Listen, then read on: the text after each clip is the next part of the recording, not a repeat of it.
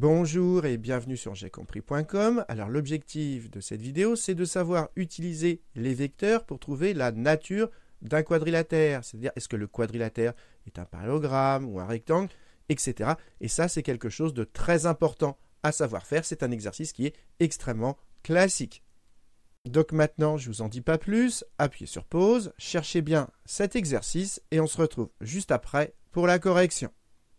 Donc, allons-y. Première question, on nous demande de démontrer que le quadrilatère ABCD est un parallélogramme. Alors, pour cela, il y a une technique très efficace. Pour savoir si ABCD est un parallélogramme, on regarde si le vecteur AB et DC, faites attention à l'ordre, c'est AB et DC et pas AB et CD. Et donc, si les vecteurs AB et DC sont égaux, on a affaire à un parallélogramme. Et si AB et DC ne sont pas égaux, eh bien ce n'est pas un parallélogramme. Donc pour démontrer que ABCD est un parallélogramme, on va démontrer que les vecteurs AB et DC sont égaux. Et comment on va faire? Regardez, ici on a les coordonnées des points. Et donc on va calculer les coordonnées du vecteur AB, puis les coordonnées du vecteur DC, et on va montrer que ces deux vecteurs, ils ont les mêmes coordonnées, et donc ils sont égaux, et donc on a bien affaire à un parallélogramme. Donc, allons-y, calculons les coordonnées du vecteur AB. Donc, j'écris le vecteur AB, et pour avoir ces coordonnées, je vous les rappelais ici, on fait coordonnées finales moins coordonnées initiales. Donc, finale, c'est B, donc coordonnées de B, donc c'est 0 et 5, moins coordonnées initiales, coordonnées de A, donc moins 2.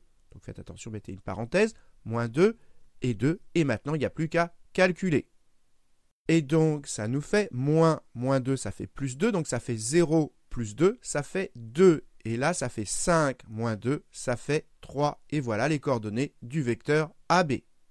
Maintenant, on fait pareil avec le vecteur DC. Et j'insiste encore une fois, faites bien attention à l'ordre, c'est le vecteur DC. Donc, DC. Donc, toujours pareil, on fait finale moins initiale. Donc, finale, c'est C. Donc, 6 et 1. 6 et 1. Moins et moins initial, et initial c'est D, et D donc c'est 4 et moins 2. Et donc ça nous donne 6 moins 4, ça fait 2, et 1 moins moins, ça fait plus, donc 1 plus 2, ça fait 3. Et là, qu'est-ce qu'on remarque? Eh bien que les vecteurs AB et DC, ils ont les mêmes coordonnées, et donc ces deux vecteurs, ils sont égaux, et donc comme AB et DC sont égaux, eh bien ça prouve que ABCD est un parallélogramme, et maintenant il n'y a plus qu'à le rédiger. Et pour ça, il y a juste à écrire que ces deux vecteurs, ils sont égaux puisqu'ils ont les mêmes coordonnées, et comme ces deux vecteurs sont égaux, eh bien on en déduit que ABCD est un parallélogramme. Et retenez bien cette méthode qu'on vient d'utiliser pour montrer qu'un quadrilatère est un parallélogramme, parce que cette méthode, voyez qu'elle n'est pas compliquée, elle est très rapide et donc très efficace. Passons à la question suivante, et maintenant qu'on sait que ABCD est un parallélogramme, on nous demande de calculer la longueur de ces diagonales. Autrement dit, on nous demande de calculer cette longueur-là et cette longueur-là. Alors, je vous ai rappelé ici la formule pour calculer une longueur, et cette formule, elle est compliquée, et du coup, je vous conseille de la retenir sous la forme l'écart en x au carré plus l'écart en y au carré avec une racine autour. Et donc, pour calculer la longueur de cette diagonale AC, bien déjà, on repère A et C, et donc on calcule l'écart en x. L'écart en x, regardez, l'écart entre moins 2 et 6, quel est l'écart entre moins 2 et 6? Eh bien, c'est 8. Il y a 8 d'écart entre moins 2 et 6. Donc, ça fait 8 au carré, plus, et maintenant, on fait l'écart en y. L'écart en y, toujours avec A et C. Ici, on a 2, et ici, on a 1. Quel est l'écart entre 2 et 1? L'écart entre 2 et 1, c'est 1. Il y a 1 d'écart. L'écart étant toujours positif, et on le prend au carré avec la racine autour. Et voilà, c'est aussi simple que cela. Et si vous n'êtes pas à l'aise pour calculer un écart, eh bien on fait le grand moins le petit. Par exemple, l'écart entre 2 et 1, le grand c'est 2, donc on fait 2 moins 1, ce qui fait 1. Si on veut l'écart entre moins 2 et 6, le grand c'est 6, donc on fait 6 moins 2, et 6 moins 2, ça fait 6 plus 2, ça fait 8. Et au passage, si par exemple ici, à la place de 1, on avait mis moins 1, eh bien ça ne change rien parce que c'est au carré. Donc maintenant, il n'y a plus qu'à calculer. Alors 8 au carré, 8 fois 8, ça fait 64. 1 au carré, 1 fois 1, ça fait 1. Et donc au final, ça fait 64 plus 1, ça fait 65 avec la racine autour. Ça fait donc racine de 65. Et donc voilà, on a calculé la longueur de cette diagonale. Ça fait racine de 65.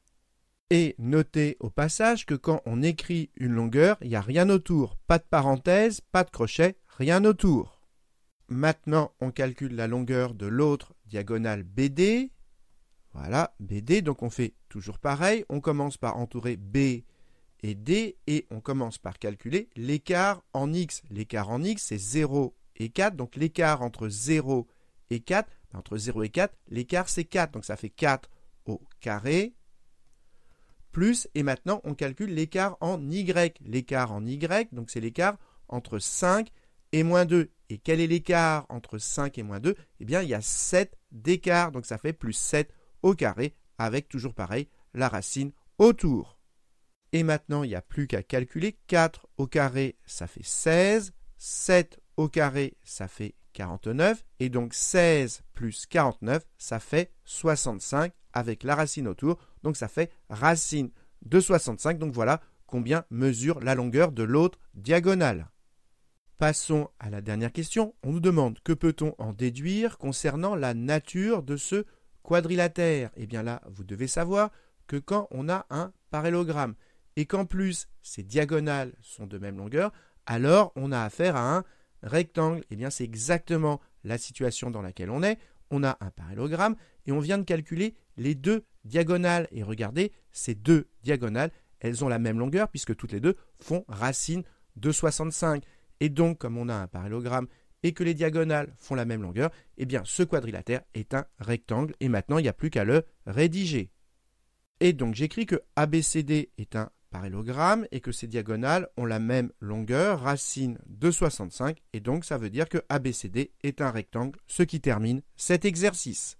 Donc voilà, cette vidéo est terminée. J'espère que vous avez bien compris parce que c'est un exercice très important. Et si vous avez eu du mal, eh bien je vous conseille très fortement d'essayer de refaire cet exercice sans regarder la correction pour être sûr de le maîtriser parfaitement. Et comme d'habitude, si vous avez apprécié cette vidéo, n'hésitez pas à la liker et à vous abonner à la chaîne pour ne pas rater les nouvelles vidéos.